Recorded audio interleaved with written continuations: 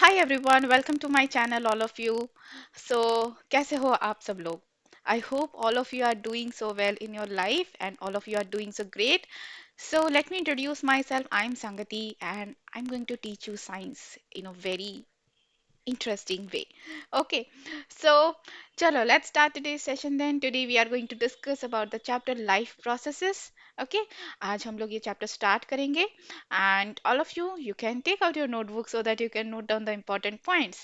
Okay, so life processes. Life का मतलब क्या होता है? What is the meaning of life? Living beings है ना? तो हमको कैसे पता चलता है कि कोई चीज लिविंग बीइंग है? How do we know that कोई चीज लिविंग बीइंग है? हमको कैसे मालूम? जैसे मेरे हाथ में ये पेन है, ये लिविंग बीइंग है कि नॉन लिविंग बीइंग है? मेरे को कैसे पता चलेगा? कैसे आइडेंटिफाई करेंगे? So there are some categories, there are some properties of the living being जिसके बारे में हम लोग डिस्कस करेंगे, ठीक है, इस चैप्टर में.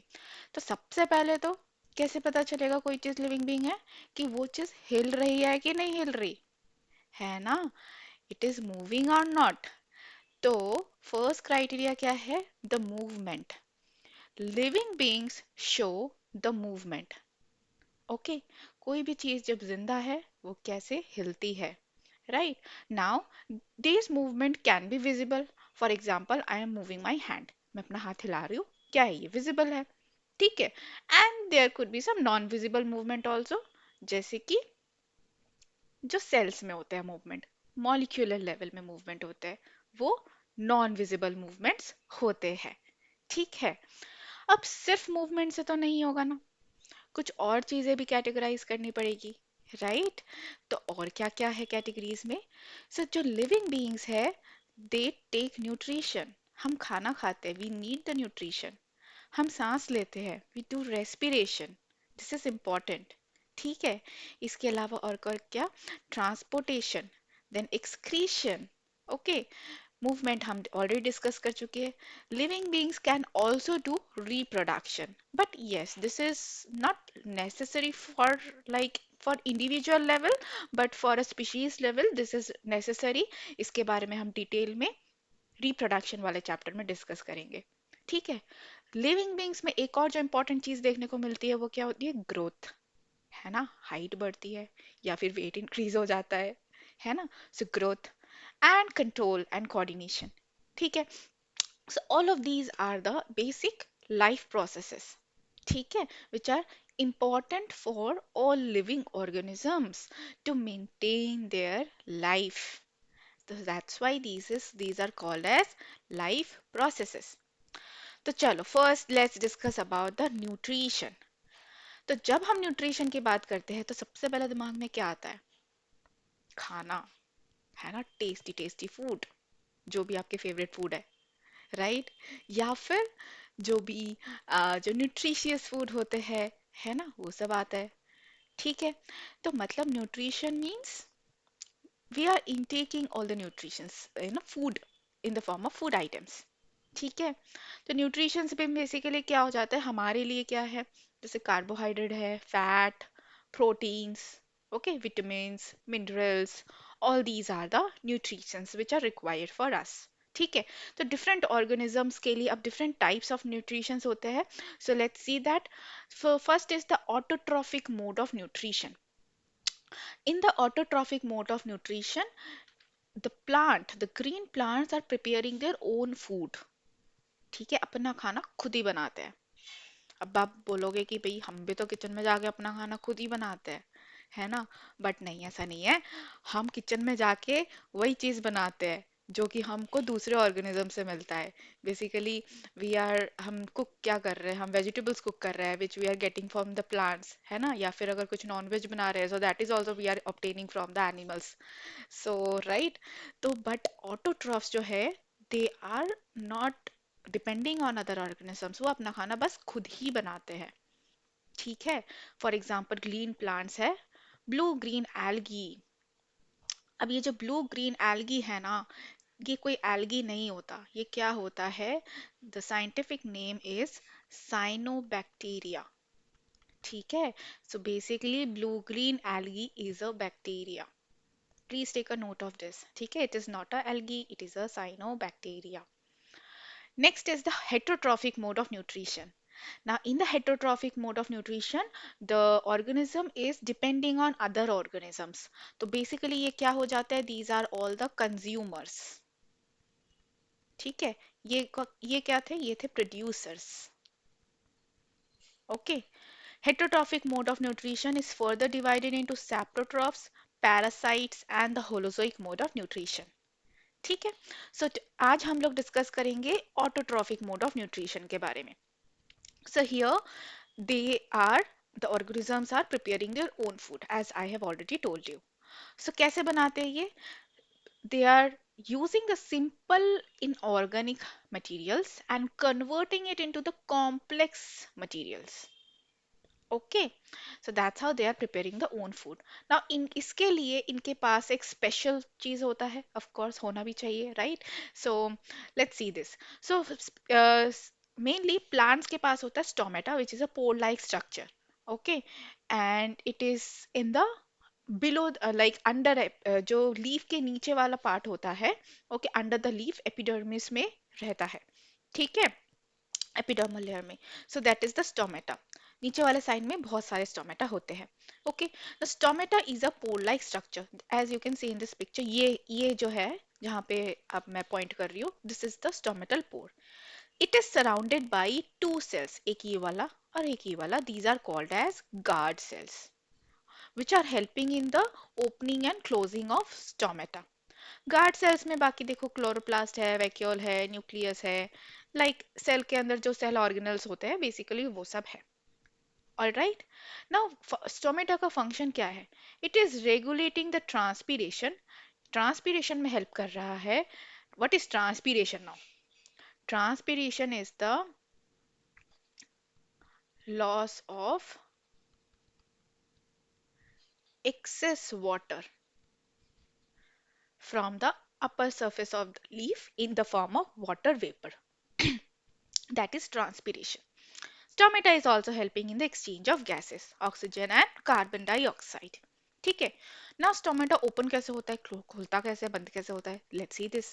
ठीक है? Stomata के पास जो होते हैं guard cells. Now when water enters the guard cells, when water enters the guard cells, it swell up and the pores open. ठीक है? जैसे पानी गार्ड सेल्स के अंदर पानी भर गया तो वो क्या हो गया, फूल गया, उसकी वजह से वो ऐसे टाइट हो गया. And this is called as turgid. अब गार्ड सेल्स क्या हो गए, टर्जिड हो गए. ओके, मींस स्वेल अप हो गए, turgidity. So that time stomata opens and exchange of gases takes place. Now next, जब guard cell lose the water, जब पानी बाहर चला गया तो वो श्रिंक हो गए. श्रिंक हो गए तो जो स्टोमेटल पोर है वो बंद हो गया. ठीक है? The stomatal pore closes when the guard cell shrinks and this is called as flacid. Flacid. Okay, now if you see this stomata under the microscope, आपको कुछ ऐसा दिखाई देगा, है ना? What a beautiful picture it is. देखो इसमें कितने सारे स्टोमेटा दिख रहे हैं आपको, काउंट करो जरा. ये एक है जो कि ओपन है ना? ये ओपन वाला है ना? ये देखो ये क्लोज है, ये वाला भी क्लोज है. ठीक है? ये देखो ये एक और ओपन स्टोमेटा है ना? So there are different types of stomata. You can see open, close. Leaf में दोनों टाइप के स्टोमेटा हमको दिख जाएंगे अगर हम माइक्रोस्कोप में देखेंगे तो. ठीक है? और ये ओपन और क्लोज कैसे होते हैं देखो जरा. इतना सुंदर सा वीडियो है. सी सी ओपन क्लोज हो गया. This is close now, this is open now, right? Open हो गया फिर क्लोज हो गया. ठीक है? सो that is about the stomata. Now plants. Plants are preparing the own food by the process of photosynthesis. Very important process. Okay, बहुत important है.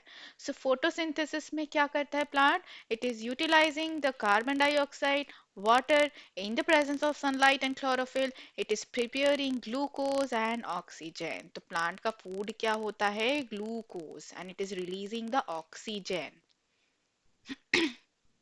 Okay. So now let's see that photosynthesis होता कैसे, कैसे बनाते हैं खाना. प्लांट खाना बनाएगा कैसे?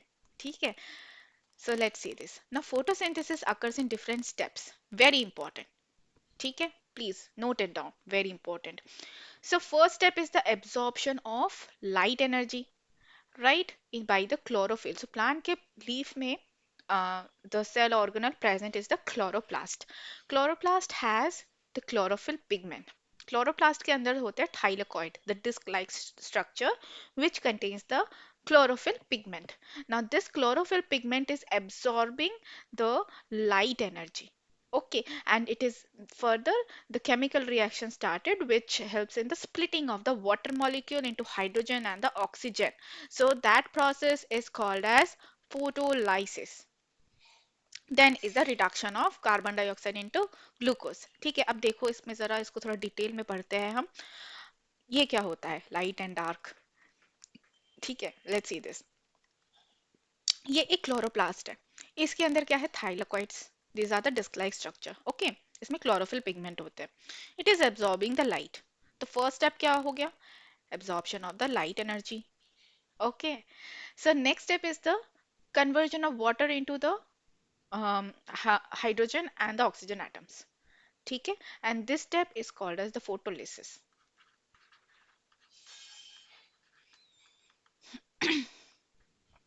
All right, so water किस में convert हो गए? Hydrogen and oxygen. तो रिएक्शन कैसे बनेगा देख लो. वाटर, हाइड्रोजन एटम्स, इलेक्ट्रॉन्स निकल गए इसमें. ठीक है, एंड प्लस O2. तो ये कुछ ऐसे हम बैलेंस कर देते हैं इसको. ऑल राइट, तो ये O2 हो गया. ठीक है, ये O2 रिलीज हो जाता है. अब ये हाइड्रोजन कहाँ जाएगा? ये हाइड्रोजन चला गया देखो यहाँ पे NADPH बन गया. So see, basically see students, this side of reaction, this reaction requires the light, the sunlight.